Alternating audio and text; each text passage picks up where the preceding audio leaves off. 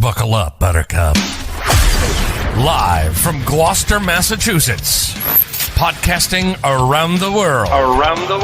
You're listening to the GloucesterCast podcast, a production of Joey Shimataro and Good Morning Gloucester Media. Kick back, relax, and enjoy the show with your host, Joey Shimataro, and his crew of merry castaways.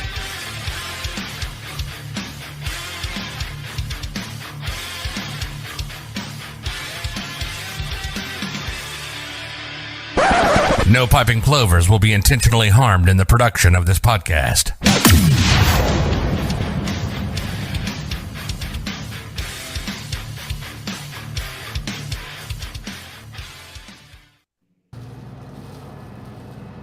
Good morning, Gloucester. We're live. Let's see, where are we? There we are. How are you guys? Good. How are you? I'm here with Emily Siegel and Aria McElhenney, and we're going to talk about the power of play. Who wants to take the first question? I guess, where did the idea for the power of play come from, Aria? Well, Joey, a few years ago, I think this was back in like 2016 is the first year we had the power of play. The power of play is a big, fun, family-friendly event for everyone. It's just a day of play for everyone of all ages to come and celebrate play and how important it is in the lives of our kids, in the lives of adults, grandparents, everyone. So back in 2016, we were talking, I was volunteering with Gloucester Education Foundation, and they were interested in doing like a kind of a community event that was fun. Their wonderful sponsor, Cape Ann Savings Bank, wanted to sponsor something like that was family friendly and brought people together. And we were talking about doing like a game day or something like that. And then around that same time, my husband, John, and I went to a family wedding in England, and we ended up going to Scotland for a few days first. And we were in Edinburgh, and we walked out of the front door of our hotel the first day we were there. And the street we were on was like shut down, and there were just families and people playing in the street in all different kinds of activities. They were like building forts out of cardboard. They had like sand in the street to play in. There was like musical instrument making, all these things. And it was an event that was all about play. And I was like, oh, the light bulb went off. I'm like, this is what we have to do in Gloucester. So came back, started kind of like looking into it and realized like these kind of events are a thing. You know, the Boston Children's Museum was doing a lot around the power of play. It's a real movement, and it's such an important thing. And so we decided to do it at GEF. That's where it all began. And what is your role in the organization, Aria? Me, I'm a volunteer. And how about you, Emily? So I'm the executive director, and I joined the organization in 2021. Wow. So when what are the dates that this is going to happen? Is it a week-long event or? Oh my God, I wish. No, it's a one day. So It is this coming Sunday, the 26th of March, from 11 a.m. to 2 p.m. at the Gloucester High Fieldhouse. Oh, cool. I think we have a graphic for that. I'm not sure if Pat put it up or not yet. There it is, right here. I have a low-fi graphic. Well, we got that one. We got a high graphic. Nice. Awesome. Yeah. And the volunteer designed this. So Power Play, Aria is a great example of this, is this totally volunteer-powered event. Volunteers from the community, from businesses, from our sponsor organizations who are listed down at the bottom, Cape Ann Savings, Seashore, and Sawyer Free Library. And then also we have an amazing crew of Gloucester High School volunteers. And this flyer and poster was actually designed by a volunteer, Joanna Lima from Sassy Square Marketing. So she did this design for us, which is awesome. Her name has come up twice in the past 2 days. I was talking to Joel from Vaza yesterday, who also uses her services. Yeah. I was complimenting him, and I asked him, who does he use? And he said this woman. She's awesome. Is she new to the scene? Yeah, she's newish. Her and her family moved here from, I think, Peabody within the past couple of years and opened up a firm on Main Street right near our office. And I met her through a community stakeholder group that we're both a part of. And she heard about Power of Play and was like, I want to volunteer for this. Do you need help? And I said, you do marketing, right? And she's also a parent in the schools, right? So typical GEF volunteer, business owner, parent, wants to help the community. Like, she's got it all. So Fantastic. yeah. Aria, you said the seeds of this were back in 2016, did you say? Yeah. And so did you guys have this happen in during the COVID, 2020, 21?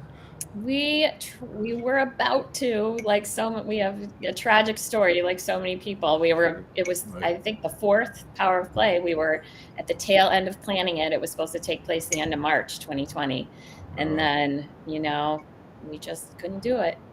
Yeah. So shut it down, packed up all the supplies, and we've been unpacking them this year, ready to bring it back.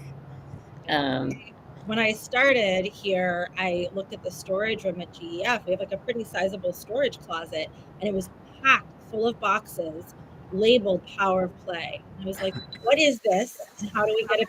Like, when can we do this? And so Heather Whitfelt, who's our event chair, volunteer, approached me at a block party last summer and said, my friend Aria McElhenney said I should come meet you. And, I was involved in the planning in 2020 and a couple of years before that, and I would love to help. And it was August. And I thought, this event is 7 months away, but it's a huge undertaking. So that was the beginning of getting it back. And a real testament to Heather and Aria and volunteers like them, that they stepped up and said, we want to do this again. It's time to restart. Play is fun, but why is play important? Yeah. Aria, you want to take that, or you want me to? Either way, you go.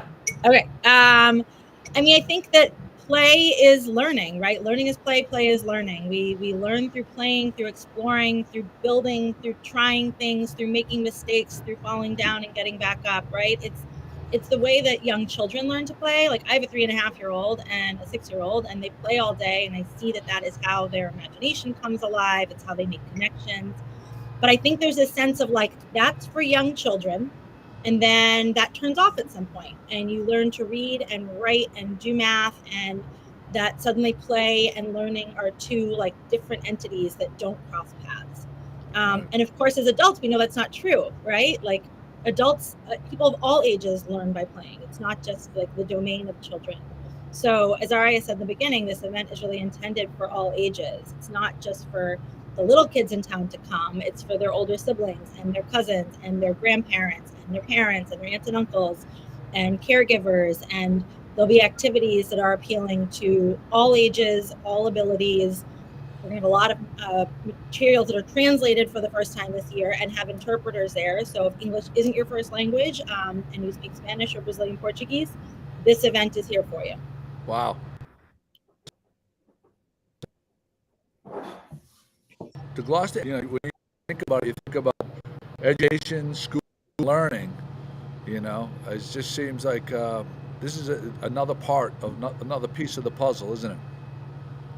Yeah, absolutely. And we want people in the community. Of course, our primary role is to support our schools, but we also want people in the community, when they think about education and support for families more broadly, to think Gloucester Education Foundation. That is part of what we do as well. So what are some of the things that'll be happening? Yeah. So, Aria, you want to walk us through the 6 stations? Sure. So it's exciting this year. In years past, we've had 5 playstations at the Power of Play, and each one has sort of a different theme to it. We added another one this year, so we have 6. So one of our stations is called Build, and this is where you can go use giant building blocks made of cardboard boxes to build forts. That's one of the most popular stations every year. The kids have a blast, and they're just playing with cardboard, right? It's like on Christmas when they just like want to play with the boxes, or the $500 gift, but they want to play with the box. Like, the box is so much more fun. And then we also have a huge Lego station in the build area. We have an area called Games, which has all different kinds of games. We're doing matchbox car races, playing games with like stacking cups on tables, Foursquare from the playground, all different kinds of things like that, puzzles, card games. We have a section called Move, where it's all about moving around and doing physical things. We have lots of different groups coming in. There's a musical chairs that's going to be happening with the Gloucester High School Docksiders and a special guest. A lot of fun. Come to the event to find out who that is. There's a capoeira is coming, the Brazilian martial art capoeira with magma. We're doing like circus exercises. There's a group called Seaside Circus coming in. We have yoga with Treetop. Now, our new section this year is Discover, which is the science area. So we're going to have incredible science-related scavenger hunts. We have GMGI coming to do some activities, some special experiments with the kids. We're doing wind energy experiments, invisible ink making. We have an area that really is popular with the little kids. It's called Touch. And it's all about touching and feeling different things, digging in sand, playing with shaving cream, carving foam blocks, things like that, making slimy oobleck, that kind of thing. There's a create area. Sorry, go ahead. So I want to jump in the mix. You got to come, Joey. I mean, we're expecting to see you there. Yeah. There's a create section that's all about art. So all different kinds of art making, doing collages, doing string art, little tiny paintings, things like that. And did I forget one? No, I think that's it. Got them all. So, yeah. So we're really excited. There's so much happening. There's something for everyone. I mean, basically you can come and just let your kids go, and they're going to have a blast and enjoy the day with them. It's one of the great things about this day is it like gives parents the chance to kind of like get in it with their kids, right? Like it's so good for our kids when we just like take the time to do what they're doing and sit down and play with them. And this is a room full of opportunities to do that. So a lot of bonding going on for sure. Yeah. Also just to connect with other families, right? Like I feel like often like the school pickup line, like it's hard to talk to other families when you're driving and getting your kids here and there all the time. And so this is a chance to really spend a day with other families in town too. Yeah, especially if your kids aren't into sports. I mean, there aren't very many opportunities for kids to interact outside of sports or maybe band or random art classes or something like that. This is a perfect opportunity for all different families from all different backgrounds to interact. Yeah. Two other cool new things this year in addition to the new PlayStation is we're going to have a photo booth with awesome props. So this is a giant Lego. We're going to have some giant Legos and like giant magnifying glasses and giant crayons and a cool photo booth so you can take some family photos and have those. And then also we're going to have an infant toddler zone within the move area with some climbing stuff for the littlest kids. Because we also know if you're coming, let's say you have a 2-year-old and you have a 6-year-old, your 6-year-old might run off with their friends and want to do a science experiment. And your 12-year-old might be super excited to throw some cardboard boxes around, but your 2-year-old needs something to do too. So we'll have an area really designed for the littlest kids. Yeah. That's fantastic. Who are the actual people that plan and support this event? So it's like an army of people. It's really amazing. So Heather Widfelt is a parent in the community, and she's a physical therapist here in town. And she is the event chair, totally volunteer, has done this in her own time. I don't know how she has made time for it. But Heather has overseen this. And then our planning team, there's about 15 of us. Community members from all walks, that is sort of the core planning team. And then, as I said, about 30-ish Gloucester High School students are coming to help with the different stations. And then plus the Docksiders coming. So, I mean, it's a whole big group.